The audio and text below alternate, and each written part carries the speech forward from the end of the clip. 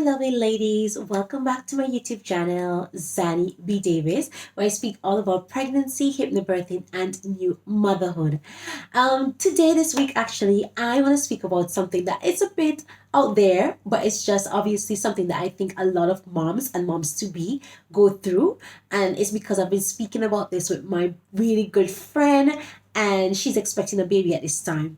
And the thing is with our partners, whether you're married or not, is that men are just absolutely different. So the topic that I want to speak about is like, how do you get your partner to feel as excited and so involved with your baby and basically get on board with you, while you're pregnant and even while you're a new mother, right? Because it all comes down to 5 tips that I'm going to give you in this video, because it's all a matter of you. It's all about you, okay? It's you taking on the responsibility. Yes, I know you might be saying, like, why should I take on the responsibility for my partner? Why can't you just get involved and be excited and be, want to know about the information without me having to volunteer the information for them or whatever it may be? I get it. Like, even my husband, when I was pregnant and I was so into hypnobirthing and all of these things, he just didn't get it. But of course, he wanted to support me.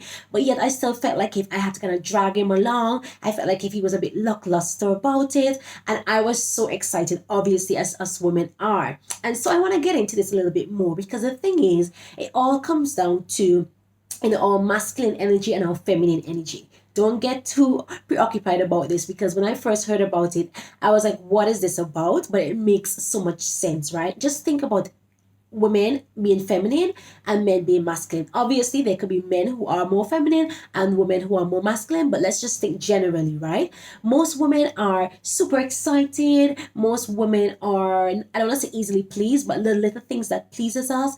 Most women, we are easygoing, we are creative. Most of us are caring. That's why we're mothers, right? While men, on the other hand, they're more logical. They're more like thinking, really straight jacket, like they're straight to the point, most of them, and they have no queries about it. Like, for example, my husband would say no to me, and honestly, he doesn't want to hurt me, but it's just that he's not going to do something that he's not comfortable with. Let's say, for example, I say, babe, let's go to the beach this weekend, and I just want to relax. He just be like, no, I just want to relax this weekend. And yes, sometimes he may be compromised with me for a bit, but it's so much easier for them to say no, while for us women, we have to be like, oh my gosh, I'm going to hurt his feelings.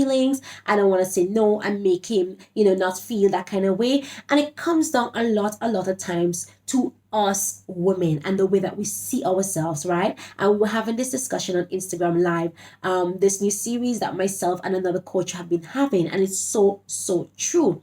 Most of us women, we grew up in a society, and our family and our parents would have told us, like, be a good girl, or this, or be a good, if you be a good girl, this is gonna happen to you, or whatever it may be, right? So a lot of us grew up with this kind of a thing that we have to be good all the time. We always have to be pleasing, and we get into this people pleasing kind of attitude. And I'm bringing this back to say, like, we have to be really unapologetic about what we want for ourselves and for our partners as well. So you might be saying, well, how do I get my partner to get more excited? By me being more unapologetic? That's exactly it, right? We need to understand that men have this more masculine energy, most of them. So you will know your partner, you will know the type of person that he is. He's not going to get overly excited. For example, my husband, he does not get overly excited about anything. I am the overly excited one. And so I kind of know how to deal with him. So one of the things that I would do is that I would always try and look at myself and be like, I'm not stifling myself. I'm being not overly excited, but I try not to be overly excited, because then he gets like ticks off when he's like, just calm down, right? Which is kind of good, because to some extent, we women, we get really in our heads, we get overexcited about things, and then we can't calm ourselves down. While the men, on the other hand, are so much more logical thinking, and they do not get emotions all up in their head, and they're not blinded by their emotional thoughts or whatever it may be, and their feelings for another one. Men hardly ever get ruled by their feelings. They're very much in their heads, and they think more with their head than their heart. some people may say otherwise, right? But with women, we are led by our hearts and our feelings. And this is why men tend to get more results when it comes to successes and everything else, because they're not going to wake up one morning and be like, oh, I don't feel like going to work, or I don't feel like putting this kind of work, or I don't feel like journaling or doing whatever, right? Because it's not about the feeling for them, it's about doing. And I think a lot of times, us as women, we have to kind of adapt this kind of mindset as well, right? It's not about how we feel, it's about what we need to get done. All right. So the first thing, let's get into it now. The first thing that you need to do to get your partner more involved with you and where you at, and in your baby's development. Because another thing I get all the time is like, oh my gosh, I have to always volunteer information to him. He never seems to be really excited about what's going on. He's not asking me questions. And that kind of really does get on us women, because we're like, well, it seems like he doesn't care about a baby, or he doesn't care about me. And it's not that. It's just that they don't get caught up in the whole feelings. Don't Men are hardly likely to get caught up in all of this emotional stuff. And that is so good. So first thing you need to do is to know that the type of person that your partner is, the type of man that you have, and therefore be able to manage that expectation. So firstly, my husband knows I get excited, but sometimes I do try to tame it down a little bit, and I come to him on his level. Sometimes I might be really, really excited, but I'll be like really calm as I come to him, and I speak to him on a logical kind of a way that makes sense to him, because to him, he can hear the facts instead of hearing me hype up over this thing with this loud voice and getting so excited, because that triggers him. Okay, so you've got to know the kind of man that you have. So therefore, set that expectations from the beginning. So you just let him know that, you know what, babe, I would really like for you to come to these appointments with me. I mean, it would mean so much to me if you can just ask, how things are happening. And even so, don't get upset if he doesn't ask. It's okay for you to volunteer the information. It does not mean he doesn't care. I mean, I think there'll be extremes, okay? Because obviously there's some partners who really could care less, but you would know your partner. If you know he's a caring person, he's really happy about your baby as well, or maybe you're a new mom, a first time mom, and he's happy to have the baby, but he's just got so much going on, right? He cannot stop to think and be like, well, babe, how's things today? How are you feeling today? A lot of times men do find that communication part really, really difficult, and sometimes we have got to step in and just be like, you know what, it doesn't have to be he come and ask me all the time. I can volunteer the information, and even if I feel like I'm volunteering the information a little bit too much, let me just try and understand him a bit more and just meet him on his level, right? So that's one thing. Just setting the expectations with them and just trying to look within your own self and not just be really pushy and be like, this is what I want, because sometimes that is going to give you the opposite effect of what you want. That's the truth.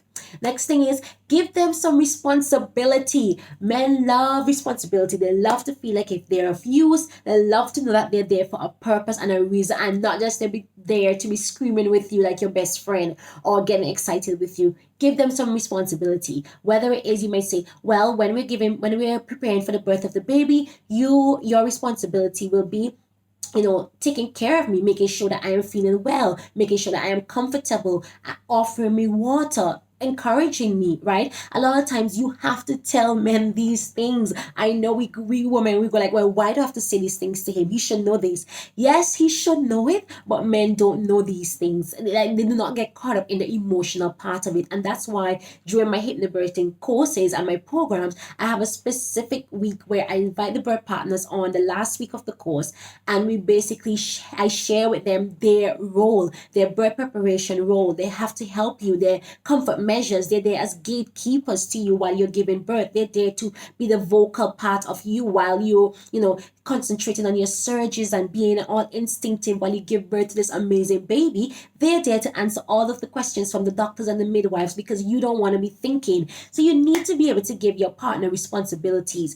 Maybe when you're home, you'd be like, well, babe, you could be responsible for taking care of the baby room, maybe putting the baby to bed at night, whatever it may be. Give them a particular responsibility so that they can feel involved and feel like they are needed. Men love to feel wanted. That is very, very important to them. And I think sometimes as women, that's why we have so much of a difficulty when it comes to our relationships, because we are always saying like, why should I have to do this? But we have to understand how men are, especially your man. You've got to know your man. You've got to know your partner, and you've got to be able to adjust yourself accordingly. Sad but true. A lot of times we cannot change other people, we can only change ourselves. So you've got to evaluate what you are willing to compromise with in your relationship and go for that. Okay, go for that. So get them involved, getting them some responsibility. What else I have here?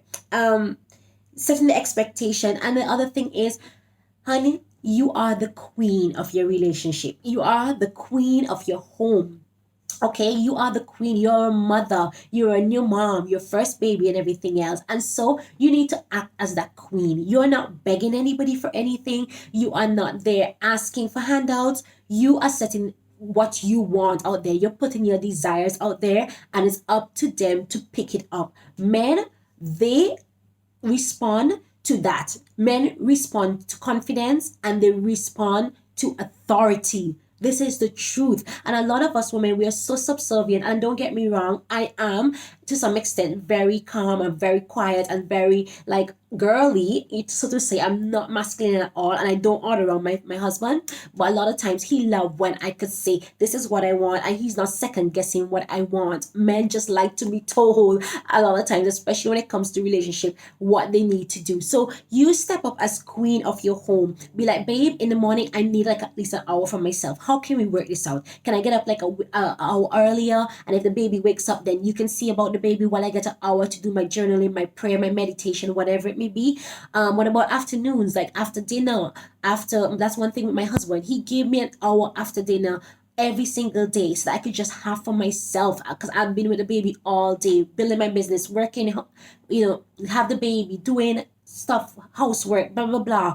He gave me that 1 hour to just do what I want to do. And sometimes, yes, my husband was the one who initiated that, but you could be the one initiated it as well. Like, babe, can I have like an hour every day or once a week, whatever it may be to you? But having a self-care routine, and I shared all about this in my last video, is so critical to you as a mother and you as a wife. And sometimes you have to be the queen and be like, this is what I want, and there's no compromising with that. You may compromise on the time. Obviously, you're not gonna be like, I want this at 9 o'clock and you better be home at 9 o'clock. No, no, no, we're not being that way. It's not a matter of commanding or demanding things. It's about just putting your request or making your request known. What would a queen do? A queen would just make her request known. Let's say a lovely queen, not a tyrannic queen, right? A lovely, amazing queen would just say how it's supposed to be and just expect it to be that way. She compromise a bit, obviously, to see how we can fit in with everybody's schedule, but it's a non-negotiable. And that's the thing. You need to be the queen of your home. You need to be the queen of your relationship, and you need to be able to put your desires out there and tell your hubby, this is how it's gonna go. We can obviously compromise on how it's gonna happen, but it is going to happen. All right, so those are my tips to help you to get your partner more excited about your baby, how to get them more on board on the things that you're trying to do in your life and trying to do in your relationship. Whatever it may be, it may be you're a first-time mom right now and your partner is just not on board with what you want to do or how you want to raise your kid or whatever it may be. These tips are going to help you. And the number one thing is you need to take the responsibility. You need to be able to evaluate the situation. You need to see how best that you can go forward. And to me, the first thing that I do is I pray. I ask God. So that's, even going back to, this is what I should have said from the very beginning. Go back. Go to God, go to relationship with God. Ask God, how is the best way that I can go forward with this? And of course, take the time to listen. This is why I always express meditation is so important.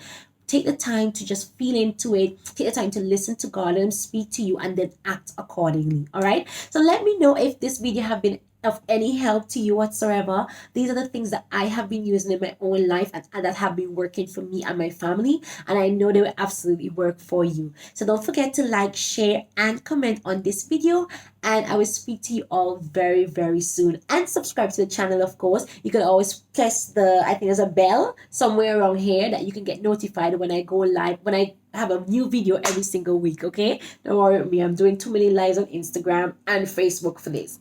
All right, so thank you for being here. Thanks for watching my video, and I will speak to you all very, very soon. Bye.